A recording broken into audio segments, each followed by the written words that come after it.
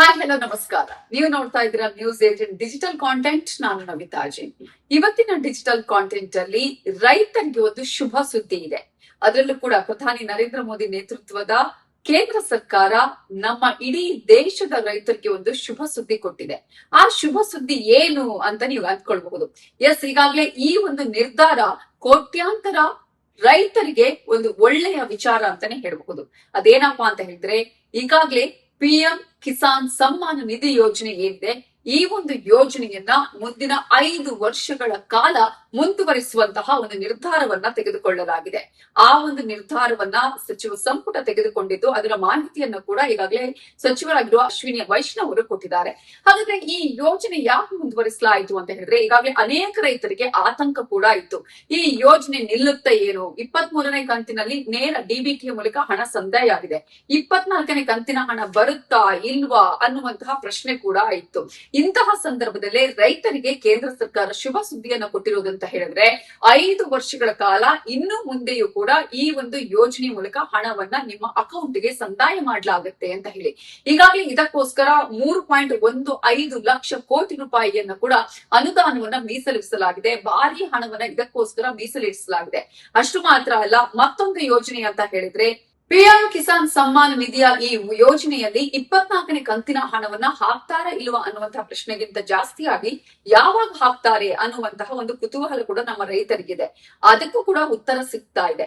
ಕಾರಣ, ಈ ಒಂದು ಹಣ ಅಕ್ಟೋಬರ್ ತಿಂಗಳಲ್ಲಿ ಡೈರೆಕ್ಟ್ ಆಗಿ ಅಕೌಂಟ್ಗೆ ಬರುವಂತಹ ಸಾಧ್ಯತೆ ಇದೆ. ಪ್ರಮುಖವಾಗಿ ಮತ್ತೊಂದು ಯೋಜನೆ ಅಂತ ಹೇಳಿದ್ರೆ, ಈ ಒಂದು ಯೋಜನೆಯ ಪ್ರಕಾರ ಪಿಎಂ ಕಿಸಾನ್ ಯೋಜನೆಯ ಫಲಾನುಭವಿಗಳು ಕೇವಲ ದೇಶದ ರೈತರಲ್ಲಿ ಕೇವಲ ಪುರುಷ ರೈತರು ಮಾತ್ರ ಅಲ್ಲ, ಮಹಿಳಾ ರೈತರು ಕೂಡ ಅಥವಾ ಗ್ರಾಮೀಣ ಭಾಗದ ಅನೇಕ ಮಹಿಳಾ ರೈತರು ಕೂಡ ಇದರ ಫಲಾನುಭವಗಳನ್ನ ಪಡೆದುಕೊಳ್ತಾ ಇದ್ದಾರೆ ಅನ್ನೋದನ್ನ ನಾವಿಲ್ಲಿ ಗಮನಿಸಬೇಕು. ಅದೇ ರೀತಿಯಾಗಿ ಪ್ರಧಾನ ಮಂತ್ರಿ ಸೂರ್ಯ ಸರೋವರ ಯೋಜನೆ, ಈ ಯೋಜನೆ ಕೂಡ ನಮ್ಮ ದೇಶದ ರೈತರಿಗೆ ಸಾಕಷ್ಟು ರೀತಿಯಾಗಿ ಉಪಯೋಗ ಆಗ್ತಾ ಇದೆ.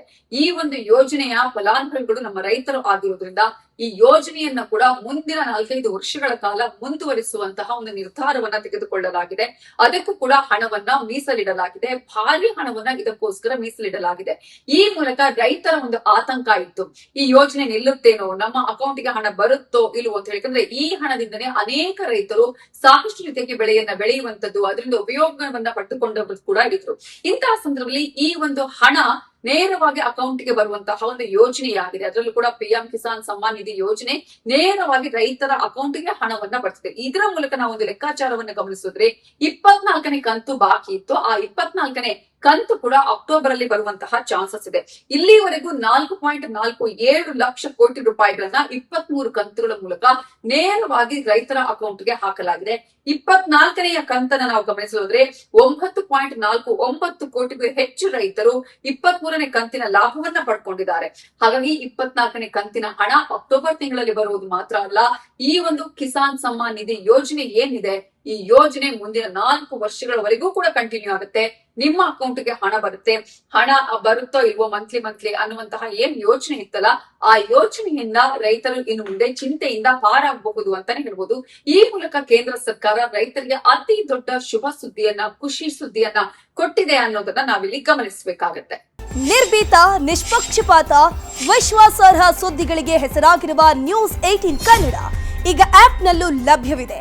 ದಯವಿಟ್ಟು ಇಲ್ಲಿರುವ QR ಕೋಡ್ನ ಸ್ಕ್ಯಾನ್ ಮಾಡಿಕೊಂಡು ಆಪ್ ಡೌನ್ಲೋಡ್ ಮಾಡೋದಕ್ಕೆ ಮರಿಬೇಡಿ. ನಿಮ್ಮ ಬೆಂಬಲ ಹೀಗೆ ಸದಾ ನಮ್ಮೊಂದಿಗಿರಲಿ. ಧನ್ಯವಾದ.